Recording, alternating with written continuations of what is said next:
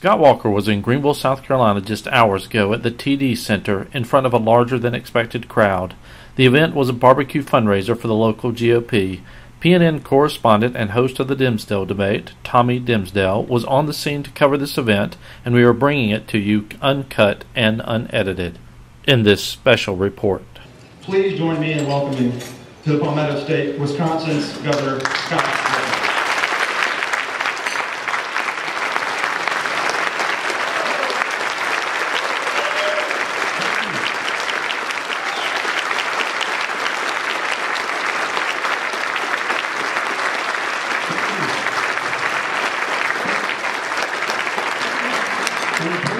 And thank you all for that great welcome. It is good to be here. I've been traveling with Matt today. In fact, joined Matt and his wife earlier today at lunch. We were in the Capitol in Columbia and had a great turnout with the party there. And I want to thank Matt for your leadership. We had a good chance to sit down with Matt and your other two RNC members out in San Diego and get a good talk about what makes this state great, and we're pleased to be here. And we're going to go tonight yet to Rock Hill and be there tomorrow morning, and then to Charleston. So we're making our way all around the state, and we hope to keep coming back over and over again. But I want to begin, well, one, you also made me feel right at home, not just seeing you all here. And I know for most of y'all, I got a chance to say hi and take pictures in the last hour or so, so it's been great having that conversation with you. But right before I came over here, I stopped over at the Harley Davidson of Greenville. I have a 2003 Road King. Harley Davidsons are made just a few minutes from my house in Wauwatosa.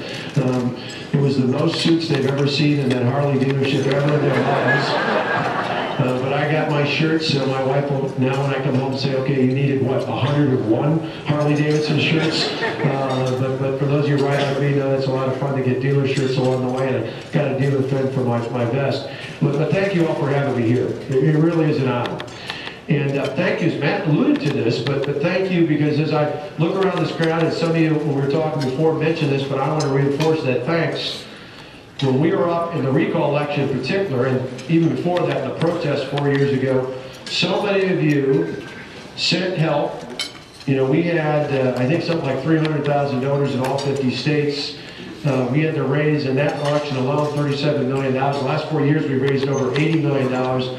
But the best part about it is about 70% of our donors are people who gave us $75 or less. So a lot of grassroots support, so thank you very much for that. Many of you here did that. Many of you here, literally, if you didn't physically come up and help us out with the call election, many people went online and made phone calls from their own homes off their computers. And we appreciate that very much. But I got to tell you, on behalf of Tonette and I personally, so many of you told us this tonight. Thank you for those of you who prayed for us. In the height of it all, in the thick of it, when we had 100,000 protesters in and around our Capitol, when we had death threats, when we had threats against our children on Facebook, when we had all the other nonsense that went on, you all, and so many people like you that mentioned it tonight across this country, prayed for us. And that, to me, and to Nat, to our sons, Matt and Alex, meant the world to us. So thank you for that. Don't stop praying, because we need your prayers even more going forward.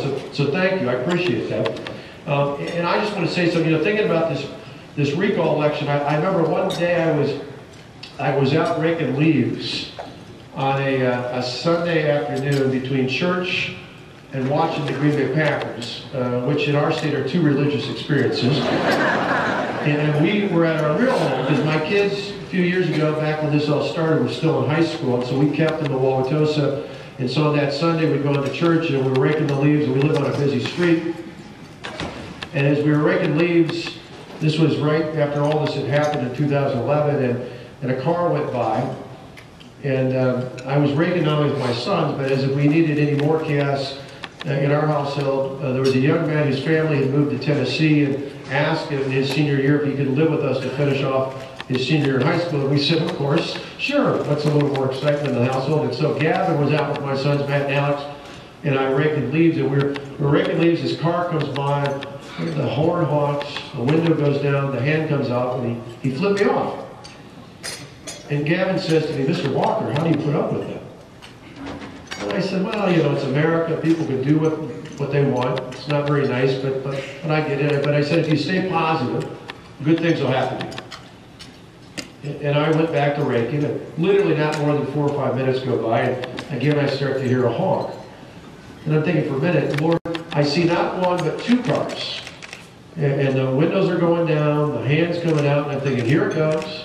And both of them give me one of these. Right? Thumbs up. And Gavin says to me, Mr. Walker, did you know that was going to happen? I said, no, but it was a great reminder that if you do good, good will come back to you.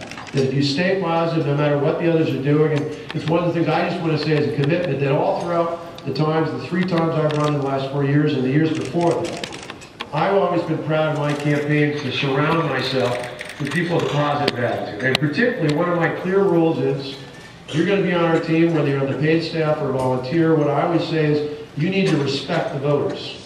Even those that don't agree with you. Even if you don't agree with the voter all the time, even if you don't understand all the voters, you need to respect them.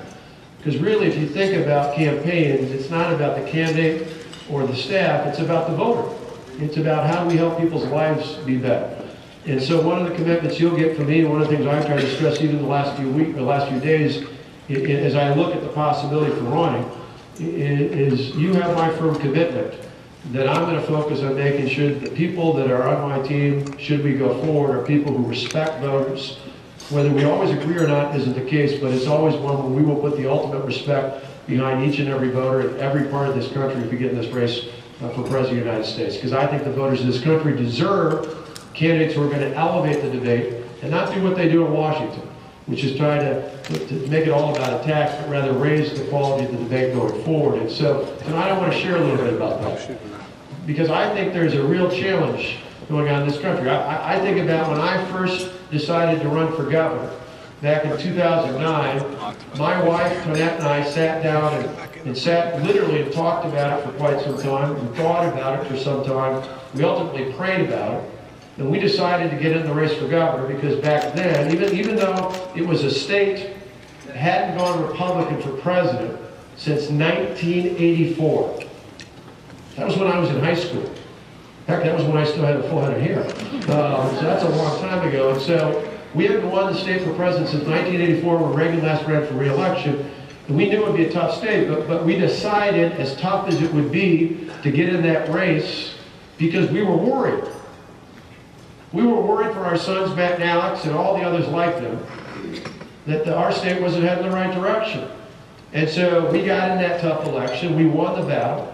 I'm thankful that 4 years later that after the big battles we faced early in our term, that we weren't in for a title or a position. We were in because of Matt and Alex and all the other sons and daughters like them, that helped us get through all those attacks, all those protests, all the recalls, all the other things that were going on, because in the end we knew it was worth it for them. Today I'm proud to say that they live in a state that's not only better than it was 4 years ago, it's better than it was when I grew up. We took a $3.6 billion budget deficit and turned it into a surplus. We took a state that had, at the height of the recession in the beginning of 2010, a 9.2% unemployment rate. You know what it went down to today? It was just announced this morning. 4.8% unemployment rate.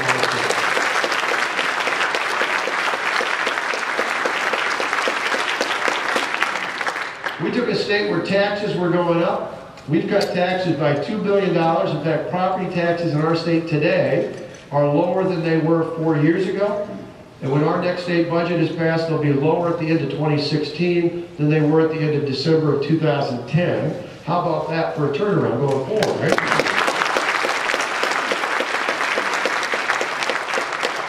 And it's not just on the economic and fiscal side of things. When we took on the big government union bosses and put the power firmly in the hands of the taxpayers, it didn't just save the budgets, and it did. It changed things in the state. A lot of people don't know this, but we got rid of seniority and tenure. In our state, you can hire and fire based on merit. You can pay based on performance. That means you can put the best and the brightest in your classroom, and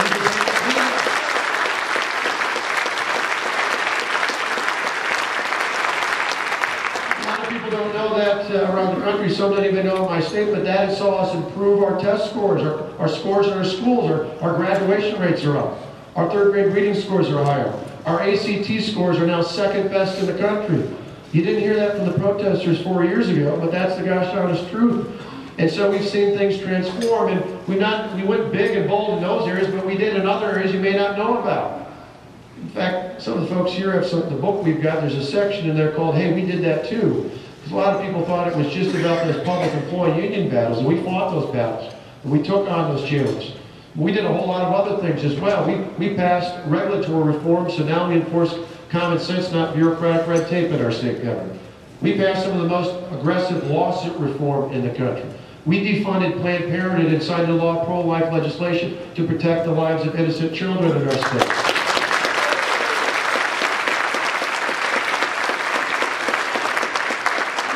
I signed into law Castle Doctrine and made Wisconsin the 49th state in the country to have shall issue concealed carry because I believe in the Second Amendment going forward.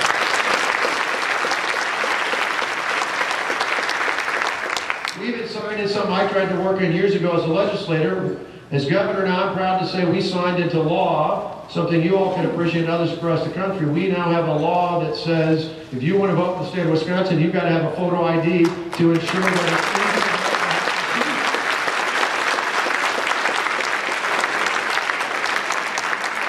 And as of a week ago Monday, Wisconsin is now the 25th state in the country to have the right to work, the freedom to work.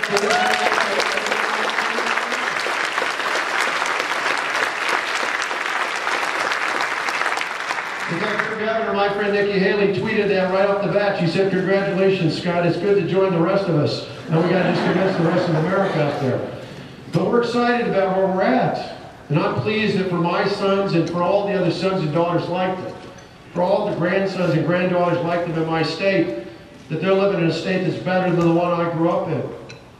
But I got to tell you, today, in this country, I have some of the same worries that Tonette and I had many years ago when we were thinking about running for governor, but about this country. But I'm an optimist, and so I know, if I look at what you've done here in South Carolina, I look at what we've done in Wisconsin, what we've been able to do in Michigan and Ohio and Florida and elsewhere, with common sense, conservative, Republican leadership in the states, if we can replicate that in Washington, I have no doubt we can make America great again.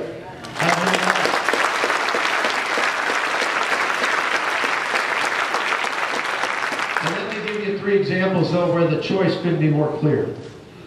I say it's in growth, it's in reform, it's in safety. And we got to do something about it, because I don't know if you've all seen it, but when I go to Washington, I love to visit there and I love to leave. Because Washington is 68 square miles surrounded by reality. And it's nice to talk to everybody else outside who lives in reality.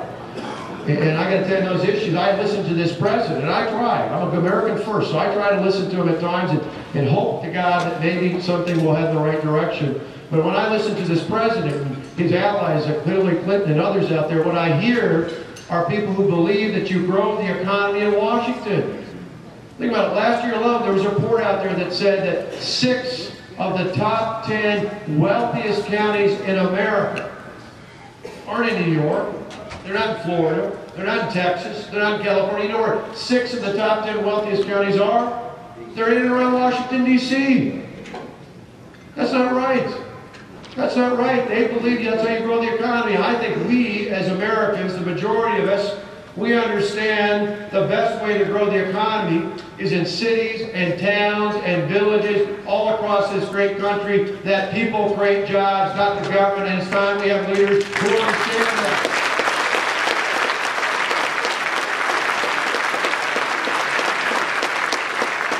We need leaders who get the government out of the way, who say we're going to repeal Obamacare and put patients back in charge, who understand that we need an all-of-the-above energy policy that depends on energy generated right here in America and on this continent, not in other places around the world.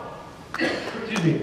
And we need to make sure we lower the burden when it comes to taxes on the hard-working people and employers in this great country if we're going to move America forward.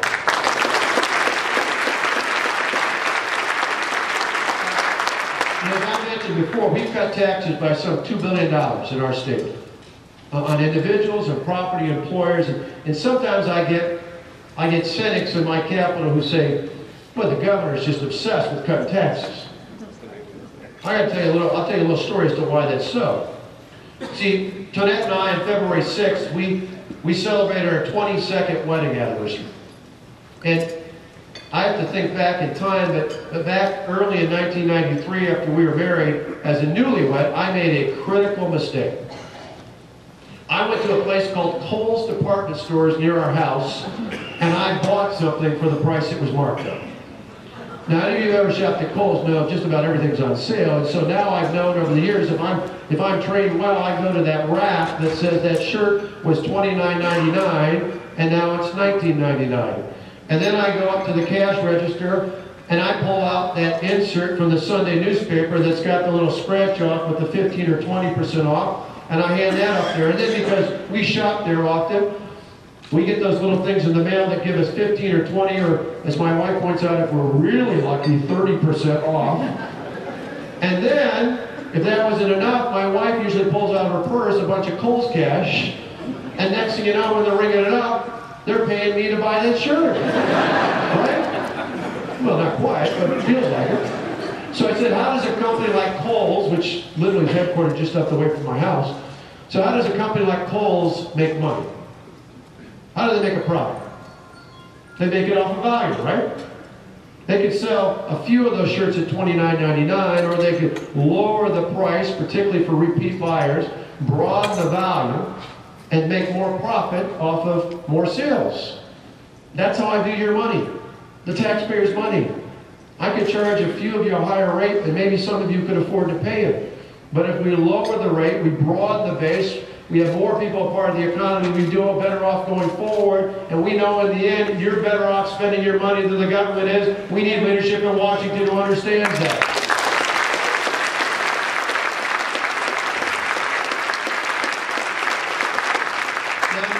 Growth, which we need more of. I'm all for balancing budgets, but austerity is not enough. You got to have growth. But in addition to growth, we've got to have reform.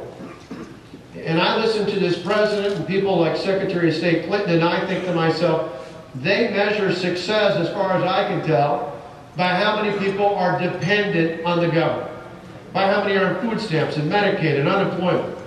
We should measure success by how many people are no longer dependent on the government, right?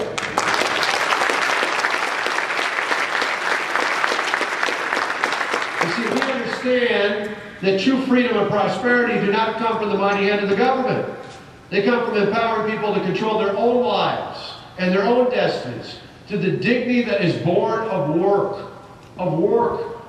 I don't know about all of you, but I got to tell you, my parents and my grandparents, my father was a preacher.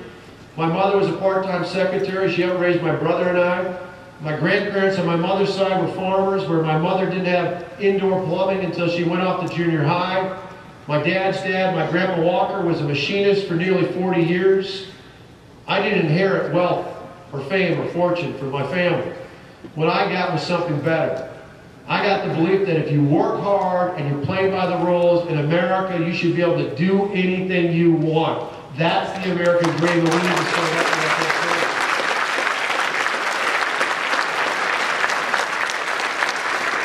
I always tell folks, if they don't think about anything else, there's an easy way to explain that. When I was growing up in that small town of Delaware, I got to tell you, there was not a one kid in my class who ever said to me, Scott, someday when you grow up, I hope you're dependent on the government.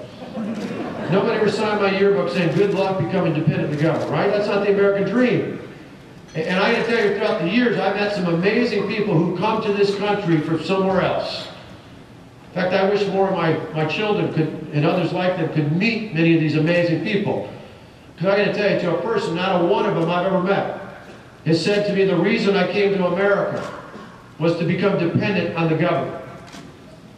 No, the reason I hear from these successful small business owners and others out there is they say that the reason we came to America was because America was one of the last places left in the world where it didn't matter what your parents did for a living. It didn't matter what class you were born into. In America, you could be and do anything you want. That's the American dream. If you don't remember anything else tonight, remember this. There's a reason why we take a day off to celebrate the 4th of July and not the 15th of April. Because in America, we celebrate our independence from the government, not our dependence on it.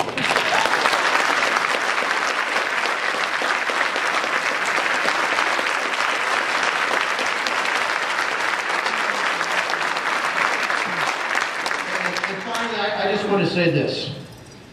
Third point out there, it's about safety. I got to tell you, increasingly as a father, as an uncle, as someone who cares not just about my children and my nieces, but the next generation, I'm concerned about their safety. And I listen to this president and I hear someone who draws a line in the sand and then allows people to cross it. I hear a president who calls ISIS the JV squad, who calls Yemen a success story, who calls Iran a place we can do business with. My goodness, who had a Secretary of State under Hillary Clinton who gave Russia a reset button. Think about that, a reset button. In America, I believe now more than ever, we need a commander-in-chief who will stand up and once and for all say that radical Islamic terrorism is the biggest threat in the world.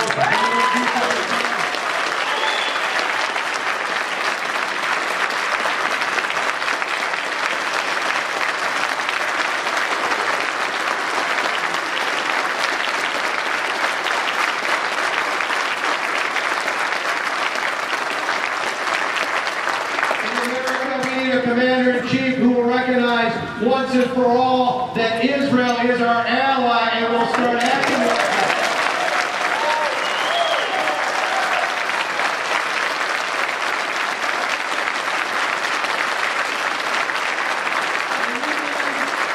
We need in America a commander-in-chief who understands that it's not if but when, and we need a leader who will take the fight to them. And not wait till it comes to us on American soil to do whatever it takes to protect your children and your grandchildren from another attack on American soil. We need that now more than ever.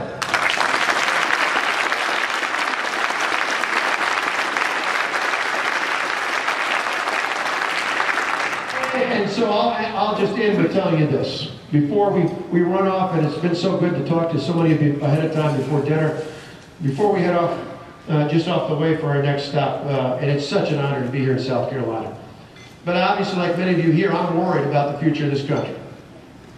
I'm worried because of my sons, Matt and Alex. I'm worried because of your sons and your daughters, your grandsons and your granddaughters. I'm worried for this country and this generation we're talking about here. But I'm also an optimist. I'm an optimist. You see, when I grew up in the small town of Delavan, my parents didn't have a whole lot of money, so we never traveled to Washington or New York or Philadelphia. But growing up, I loved history. I loved their founders. I thought of them as bigger than life, superheroes. And so, never having a chance to go there, a few years ago after I was first elected governor, after all the chaos in our state with those early protests, I had a chance in September of 2011. Tonight and I were at a conference in Philadelphia, and I got an opportunity to get up early in the morning and to go over to Independence Hall with the National Parks Service. And so we went by the Liberty Bell, we went into Independence Hall, again, remembering that, for me at least, these founders were like bigger than life personalities. And so I went in there early in the morning, the sun's coming up, I thought, this is going to be a big deal. This is going to blow me away. If any of you have ever been in there, you know that Independence Hall is not much bigger than this area right up here. And as you look there, particularly at all the desks and all the chairs, particularly as you look at the front where Washington sat with the half-rising sun, it dawns on you. These chairs and desks are the same as the ones we sit on a daily basis. A little bit older, but they're the same type of chairs and desks. And it dawns on you. These were ordinary people who did something quite extraordinary. These were people who didn't just risk their political careers. These were people who didn't just risk their business ventures. These were people who risked their lives for the freedoms we hold dear today.